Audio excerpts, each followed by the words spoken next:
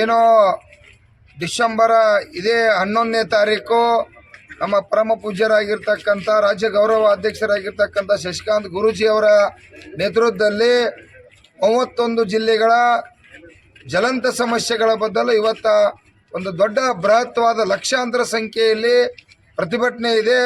ರಾಜ್ಯ ಸರ್ಕಾರ ಏನು ಚಳಿಗಾಲ ಅಧಿವೇಶನವನ್ನು ಬೆಳಗಾವಿಯಲ್ಲಿ ಮಾಡ್ತಾ ಇದ್ರಿ, ಅದು ರೈತರ ಅಧಿವೇಶನ ಆಗಬೇಕು. ನಾವು ಕಾಲಹರಣ ಮಾಡಿ ಹೋಗ್ತಕ್ಕಂಥ ಅಧಿವೇಶನ ಆಗಬಾರ್ದು. ಯಾಕಂದ್ರೆ ವರ್ಷಕ್ಕೆ ತಾವು 10 ದಿನ ಬರ್ತೀರಿ. ಈ ಉತ್ತರ ಕರ್ನಾಟಕ ಇರ್ಬೋದು ಮತ್ತು ಈ ಕಡೆ ಹೈದರಾಬಾದ್ ಕರ್ನಾಟಕ ಇರ್ಬೋದು, ಈ ಭಾಗದ ಹಲವಾರು ನೀರಾವರಿ ಯೋಜನೆಗಳು ಇರ್ಬೋದು, ರೈತರ ಹಲವಾರು ಇವತ್ತ ಸಂಕಷ್ಟದಲ್ಲಿದ್ದಾರೆ.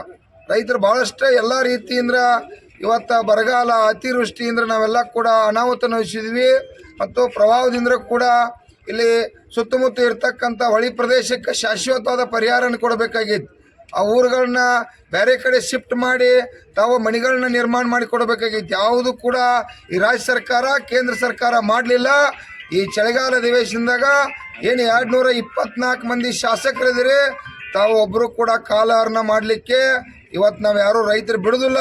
ತಾವೇನಾರ ಕಾಲಹರಣ ಮಾಡಿದ್ದಾದಪ್ಪ ಅಂದ್ರೆ ಮುಂದಿನ ದಿನಮಾನದಾಗ ಬಂದು ನಿಮ್ಮ ಮನೆಗೆ ಹೋರಾಟ ಮಾಡ್ಬೇಕಾಕತಿ. ಈ ನಾಡಿನ ಜನ ನಿಮಗೆ ಓಟ್ ಹಾಕಿರ್ತಕ್ಕಂಥ ಭಿಕ್ಷೆಯ ಋಣವನ್ನು ತಾವೆಲ್ಲ ಚಳಿಗಾಲ ಅಧಿವೇಶನದಾಗ ಋಣ ತೀರಿಸಿ ರಾಜ್ಯ ಸರ್ಕಾರ ಎಲ್ಲ ಬೆಳೆಗಳು ಬೆಳೆದಂಥ ಏನು ನಾವೀಗ ಕಾಯಿಪಲ್ಯ ಇರ್ಬೋದು, ಹಲವಾರು ರೈತರ ಬರೀ ಬೆಳೆದಂಥ ಬೆಳೆಗೆ ಯೋಗ್ಯವಾದ ರೇಟನ್ನು ಕೊಡ್ರಿ ಅಂತೇಳಿ ಹೋರಾಟ ಮಾಡತ್ತು. ಇವತ್ತು ಕಬ್ಬಿಗಾಗಿ ಹೋರಾಟ ಮಾಡಿದ್ದು 300 ರೂಪಾಯಿ ಸಿಕ್ತು. ಮೆಕ್ಕೆಜೋಳ ಸಂಬಂಧ ಹೋರಾಟ ಮಾಡಿದ್ದು 2400 ರೂಪಾಯಿ. ಇವತ್ತು ಸರ್ಕಾರ 50 ಕ್ವಿಂಟಲ್ ಕೂಡ ಆದೇಶ ಮಾಡಿತ್ತು. ಅದಕ್ಕೆ ನಾವು ಧನ್ಯವಾದ ಕೂಡ ಹೇಳ್ತು. ಇನ್ನೂ ಹೆಚ್ಚಿಗೆ ಆಗಬೇಕಾಗಿತ್ತು. ಯಾಕಂದರೆ ಎಲ್ಲ ಹೋರಾಟ ಮಾಡಿ ಪಡ್ಕೋಬಾರ್ದು. ನಾವು ಬೀಜ ಹಾಕಿ ಅದಕ್ಕೆ ರಕ್ತ ಬೆವರ ಸುರಿಸಿ ಅದನ್ನು ಬೆಳೆಸಿ ಕಾಳು ಮಾಡಿ ಮದ್ದು ಕೂಡ ನಿಮ್ಮ ಕಡೆ ಹೋರಾಟ ಅನ್ನೋದು ಬೇಡ. ರಾಜ್ಯ ಸರ್ಕಾರ 50,000 ಕೋಟಿ ರೂಪಾಯಿ APMCಗೆ ಇಡಬೇಕು. ಕೇಂದ್ರ ಸರ್ಕಾರ 50,000 ಕೋಟಿ ರೂಪಾಯಿ, 1 ಲಕ್ಷ ಕೋಟಿ ರೂಪಾಯಿ ಹಣ ಇಟ್ಟಿರಪ್ಪ ಅಂತಂದ್ರೆ ಯಾವಾಗ ಬೇಕಾ ರೈತರ ಆತಂಕದಾಗ ಬರ್ತಾರೋ, ತೊಂದರೆಯಾಗಿ ಬರ್ತಾರೋ ಅದನ್ನು ಸಂಕಷ್ಟಕ್ಕೆ ಉಪಯೋಗ ಮಾಡ್ಕೊಳಕ್ಕೆ ಆಕತಿ. ಸರ್ಕಾರ ಎಚ್ಚೆತ್ತು ಡಿಸೆಂಬರ್ 11 ತಾರೀಕು ಅಂದ್ರೆ ರೈತರ ಜ್ವಲಂತ 31 ಜಿಲ್ಲಾ ಸಮಸ್ಯೆಗಳನ್ನ ಬೇಡಿಕೆ ಬಗೆಹರಿಸಬೇಕು.